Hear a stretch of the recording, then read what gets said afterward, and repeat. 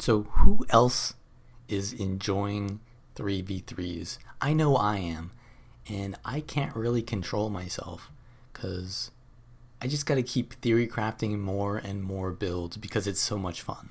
So here I am. I'm going to give you guys even more team comps for threes. And if you want to see a couple more, you can check out my last video, but I'm going to do way more in this one. So let's just start off immediately with the Burning Nightmare comp. So the idea of this is the synergy between the Berserker build and the Fire Tempest. So Fire Tempest, whenever it goes into Fire Attunement, it gives out a Fire Aura. Then you have Focus 5, which also gives a Fire Aura. Then because you have Fire trait line, whenever you overload Fire, you give out Fire Aura. And then whenever you finish Fire Overload, because of the Tempest trait that gives you a Fire Overload, you give out like 4 or 5. Yeah, you basically give out like a ton of Fire Auras. And because you share auras, you're giving that to the Berserker. And the Berserker has a trait called King of Fires, which whenever you use a Berserk skill, which is like any skill that you can only use if you're the Berserk trait line, so like torch skills, any of your Berserk burst skills, you will explode a Fire Aura and do like a ton of burning in an AoE around you. So basically, you're just doing your normal rotation, but you're doing way more damage because you're getting so many Fire Auras randomly, and you're just exploding them. So you don't really need to like wait. Just do like what you normally would, and the Tempest will do what they normally will, and just maybe try to give out a little bit more Fire Auras. And this basically makes the Berserker become a god. Like, you do so much damage on the target. Then I also put in a Condi Reaper to the comp, and the purpose of the Condi Reaper is to have sort of like a Necro kind of class with like a little bit of Condi cleanse support and some extra sustain for the group. But mainly the Condi Reaper is there to give out cover Condis. So the Condi Reaper gives out weakness a lot, it gives out chill a lot. So it's way more cover Condis than a core Condi Necro. And like a Power Reaper wouldn't give out, that many Condis at all. So yeah, the Condi Reaper gives out the most cover Condis in the game, I'm pretty sure, because not only does it give out weakness and chill, which are really good debilitating conditions, which helps the Berserker to stick to its target and, do its damage, because, it's not like a Rev where it can stick to the target very easily. It's kind of easy to kite a Berserker. So you take the Condi Reaper to, put chills and other stuff on the on just everyone, and basically it helps them stick. And because you have so many corrupts on the Condi Reaper build, because you're using Scepter and Axe and Dagger, and then you have a lot of other corrupts as well with the Enfeebling Blood from going into Shroud. Because of this, you basically get all these random conditions out of there that you couldn't normally have, like confusion if you corrupt Retail and stuff like that. So you get out so many cover Condis that it covers the burn from the Berserker, and it allows them to basically get a lot of damage that they can't really counterplay, because if they try to cleanse it, they're going to cleanse the random conditions that the Condi Reaper is giving out. So yeah, this is a really strong comp, but it probably gets countered by classes that are very mobile, because it's hard for the Berserker to stick to them. But I was doing very well versus like Firebrands and stuff like that, because even though the Firebrand has like Aegis and stuff, which is kind of not nice versus the Berserker, it's just really easy to stick to the Firebrand, because they don't have any mobility. They just have 2 dodges and then just blocks.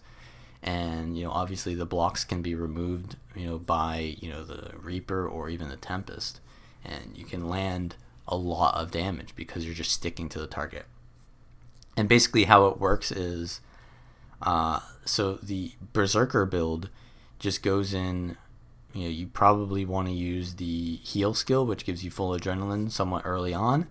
And then once you're ready to go into Berserk mode, that's when you're going to use most of your skills that can proc the King of Fires trait, right? Because every time you use a burst skill, that is considered a Berserker skill, and that will proc the Fire Aura to explode.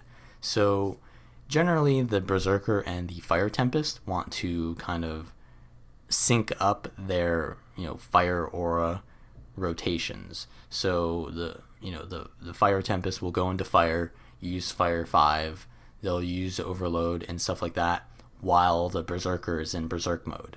And that's really nice because Berserk cooldown is kind of around the same time as like a Fire Overload having a longer cooldown, because it's like a 20-second cooldown when you use a Overload.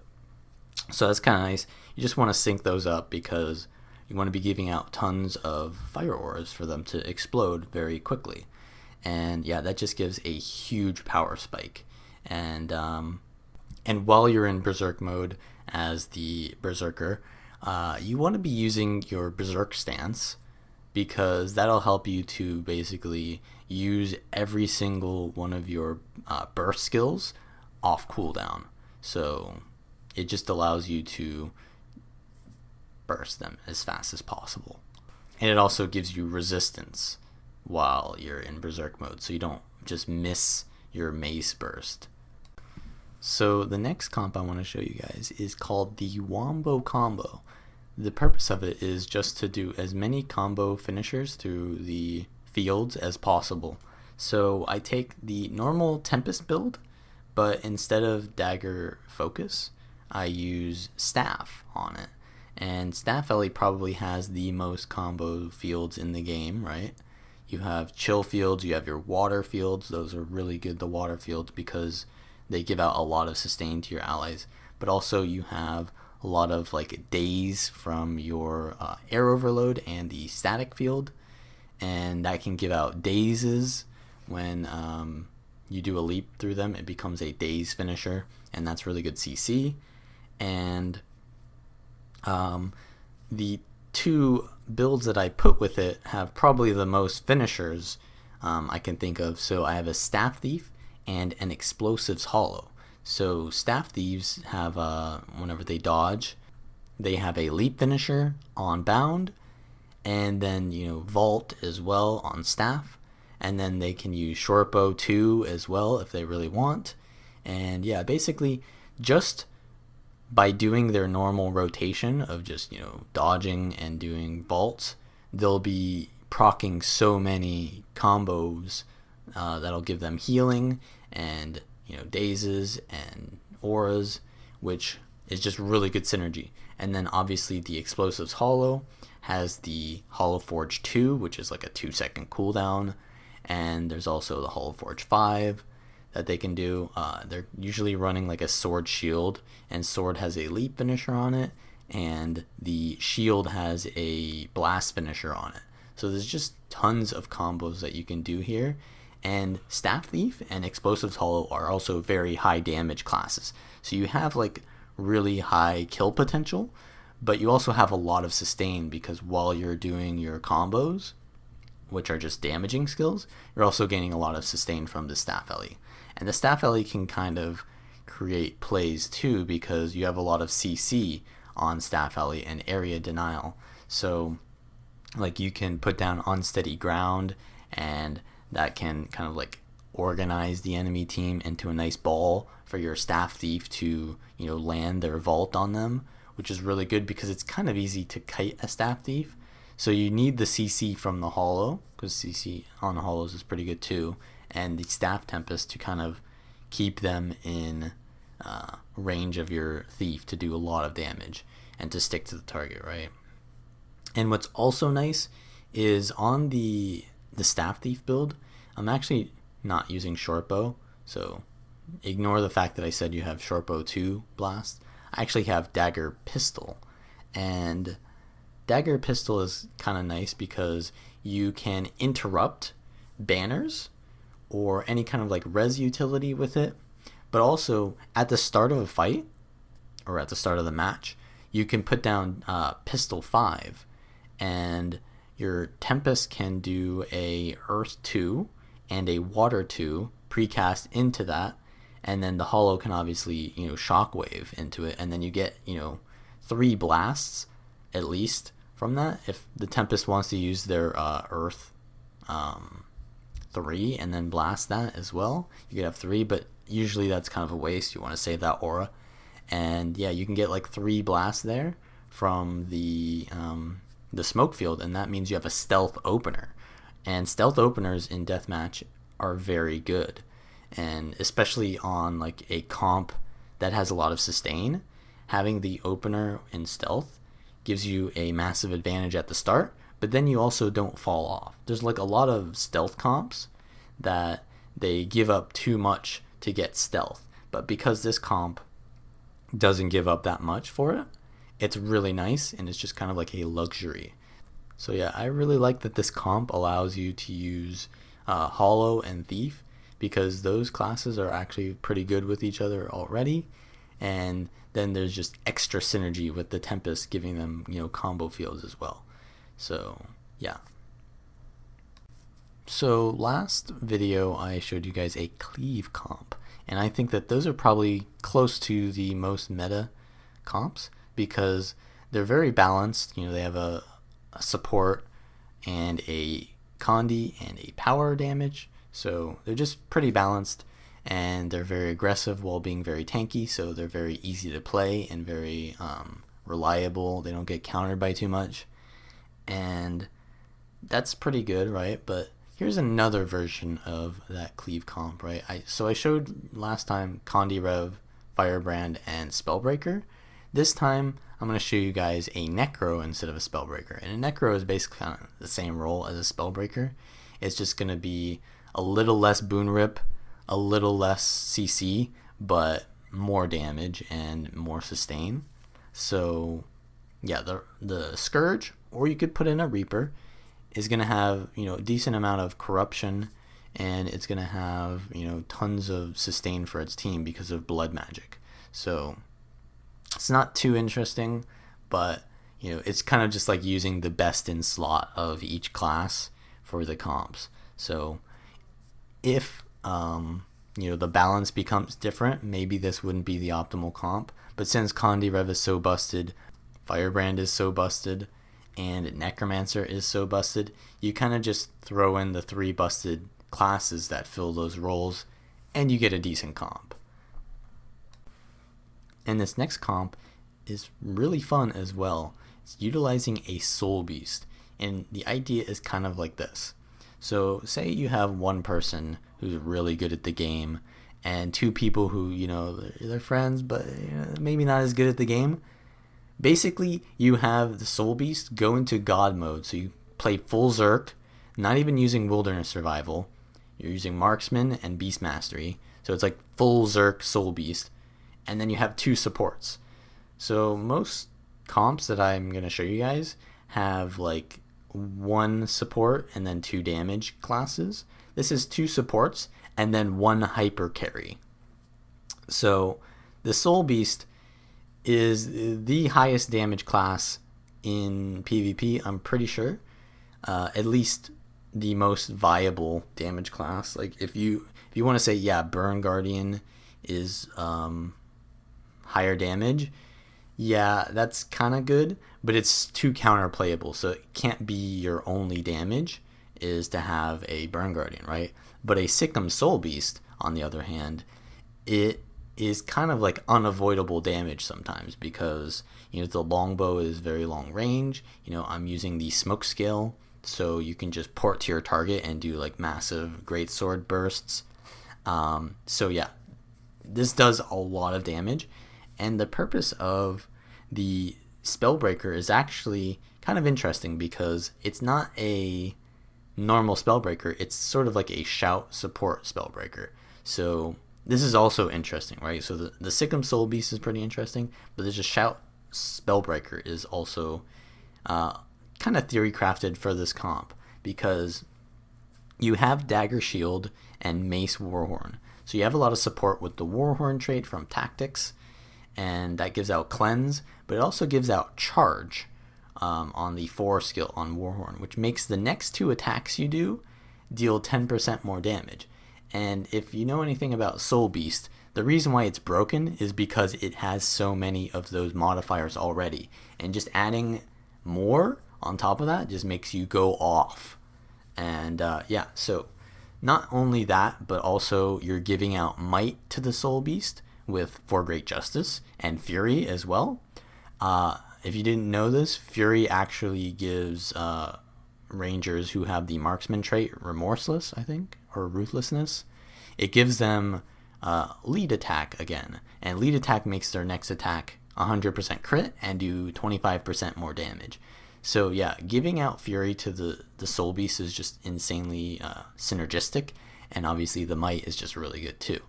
And then you also cleanse with you have Soldier Rune and Shake It Off, and then you can give out dodges to your team with your heal skill to the limit. And then you're also just giving out tons of boon rips. So I have in there Break Enchantments, which removes 4 boons, and with Loss Aversion, that makes you have tons and tons of adrenaline.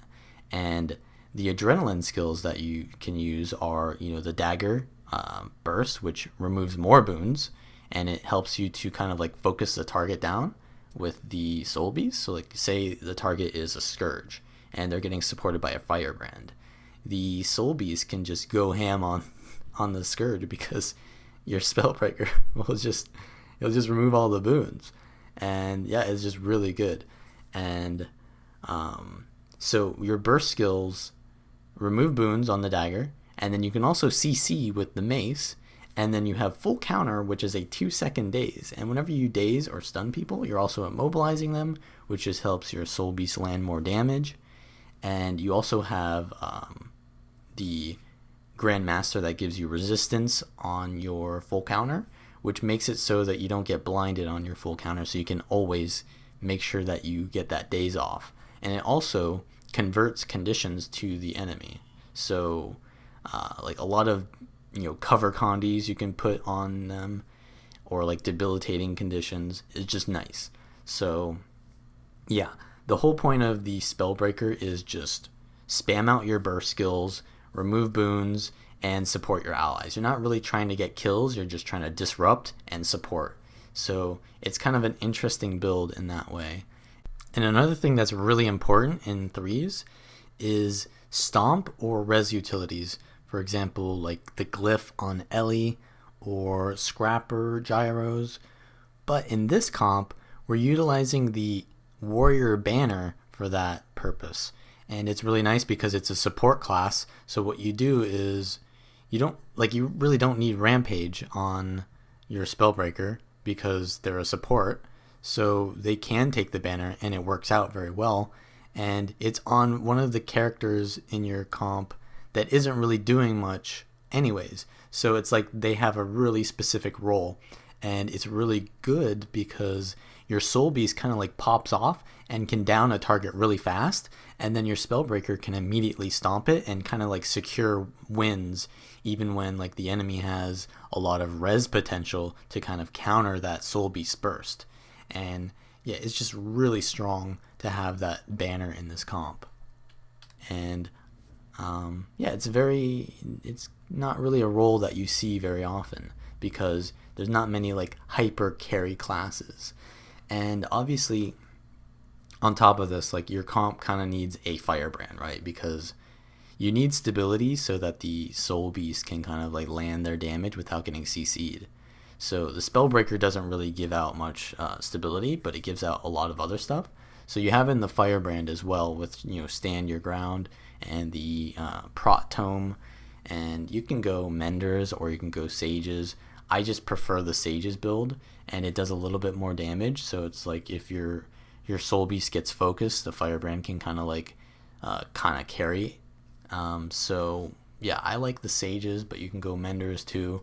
You just need someone to give stability to the Soulbeast, and that's the best option for that is a Firebrand.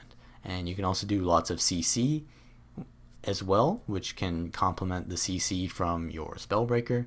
And yeah, the whole idea is just support your Soulbeast and facilitate their damage as much as you can.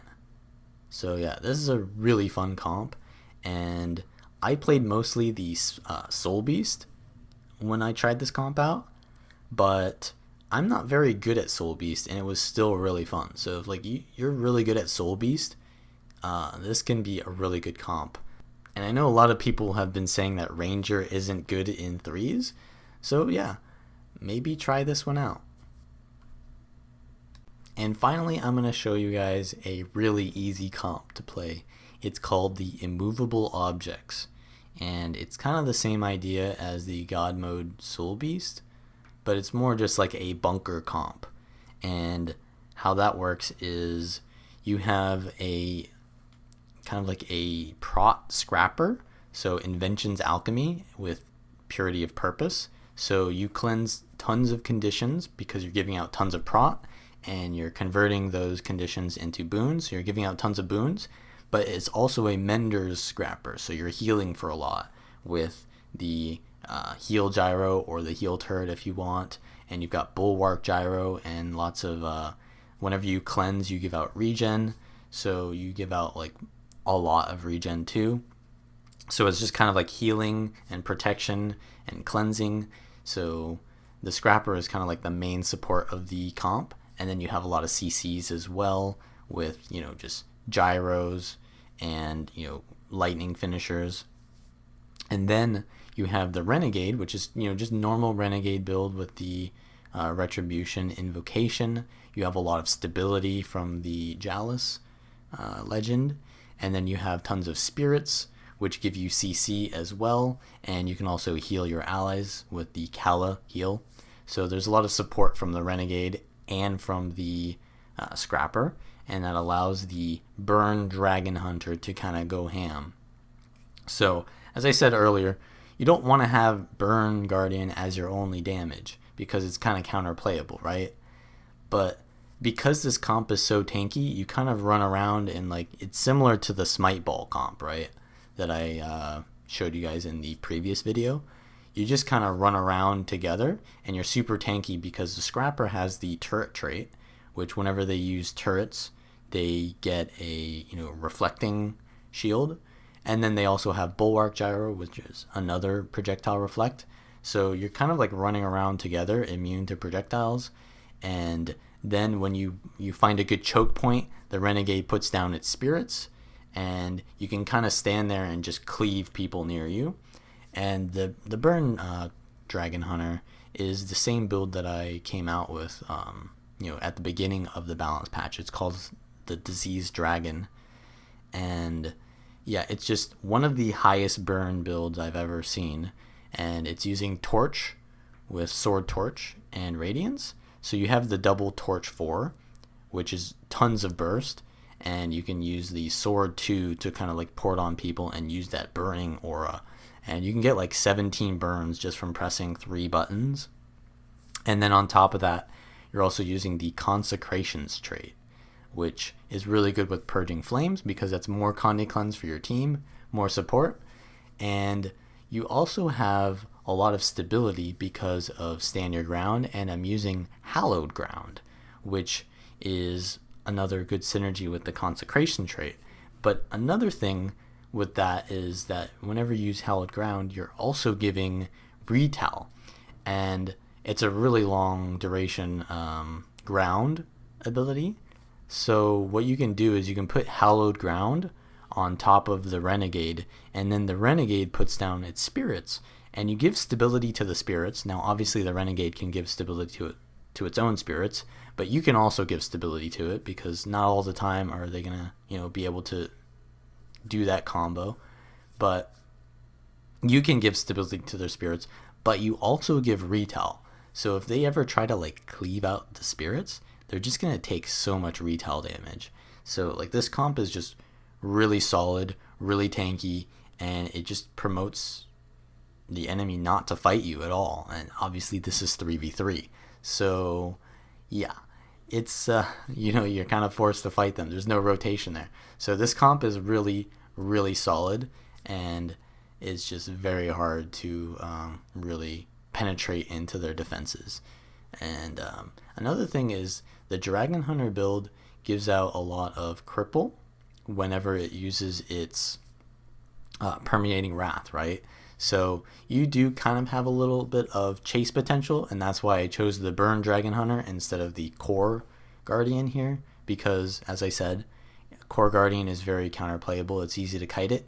So having the cripple from the Justice passive in Dragon Hunter trait is really good, and I just think that the the Dragon Hunter is just way more sustainable than the Core Guardian. It's just, you kind of don't want to have something that's easily focused in this comp, because you have two tanky players, right? The Scrapper is super tanky, the Renegade is super tanky, and then the Dragon Hunter is kind of like the more damaging option of this comp. So if you pick a Core Guardian, it's going to be easier to focus, and that kind of just gives the enemy a clear target. And if you play Dragon Hunter, it's obviously a lot harder to focus it, and that makes it sort of like harder for the enemy to figure out who they want to target, right? Because like say if you have like a Necro in this comp instead of a Dragon Hunter, it's going to be like, oh yeah, we just easily focus the Necro because they're we can easily just CC them. But the Dragon Hunter is way more sustainable, and with the sustain of the other two classes, it makes it even tankier. So oftentimes, the enemy, doesn't see who the target is, and it just makes it kind of, in a way, this comp is very cancerous in that way, because that's why it's called the Immovable Objects, right? So that is the final comp I want to show you guys, and obviously there are more comps in this that you guys can come up with yourselves. I just wanted to show you some of the ones I tried out. Obviously, I really like certain classes, so I'm going to use those more often. Like Tempest is my favorite support, so I like to put that in there a lot. And I like Thieves, so I try to create a comp there. But I also tried to put in a lot of builds that are just kind of underplayed, and try to see how I can make them useful. So you guys can do that and just enjoy the game mode. So if you like this kind of video, give it a thumbs up and subscribe for more.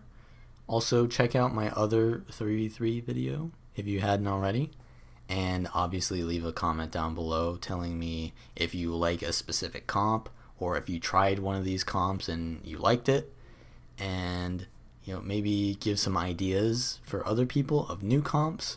And yeah, just talk about the game mode, because if we have a good reception of 3v3, then it could possibly become more permanent in the game.